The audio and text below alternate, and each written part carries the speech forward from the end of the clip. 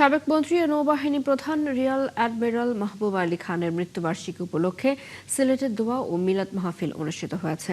বৃহস্পতিবার সিলেটের দক্ষিণ সুরমায় এই আয়োজন করা হয়। এতে উপস্থিত ছিলেন স্থানীয় সরকার প্রতিমন্ত্রী মীর শাহী আলম, সংসদ সদস্য এম এ মালিক এবং সংসদ সদস্য ইমরান আহমেদ চৌধুরী। এম এ খানের স্মৃতিচারণ করতে গিয়ে প্রতিমন্ত্রী বলেন, একজন খ্যাতিমান ব্যক্তি হওয়া সত্ত্বেও রাজনৈতিক কারণে এতদিন উপেক্ষিত ছিলেন তিনি। তার স্মৃতিকে ধরে রাখতে সিলেটে তেমন কিছুই করা হয়নি, তাই তার নামে বিজ্ঞান জাদুঘর প্রতিষ্ঠা করা, ঢাকা সিলেট মহাসড়কের চণ্ডীপুল চত্বর তার নামে নামকরণ করার কথা জানান প্রতিমন্ত্রী। পাশাপাশি এই গুণী ব্যক্তির স্মৃতি রক্ষায় সিলেটে বেশ কিছু স্থাপনা ও সড়কের নামকরণের পরিকল্পনাও রয়েছে।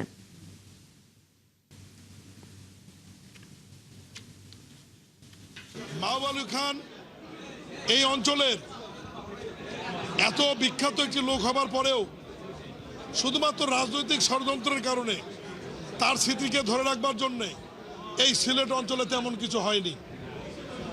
আমরা উদ্যোগ নিয়েছি স্থানীয় সরকার মন্ত্রণালয় থেকে সিলেট সিটি কর্পোরেশনের সীমানার মধ্যে, শহরের মধ্যে রিয়ার অ্যাডমিরাল মাহবুব আলী খানের নামে একটি বিজ্ঞান জাদুঘর হবে ইনশাআল্লাহ। আমরা মনে করি এম এ খান অত্যন্ত সৎ এবং গ্রহণযোগ্য একজন মানুষ ছিলেন, একটা সম্ভ্রান্ত পরিবারের সন্তান ছিলেন। ওনার যে জীবনী, যেটা এইটাকে আমি ব্যক্তিগতভাবে মনে করি আমাদের পাঠ্যপুস্তকে অন্তর্ভুক্ত করা হোক।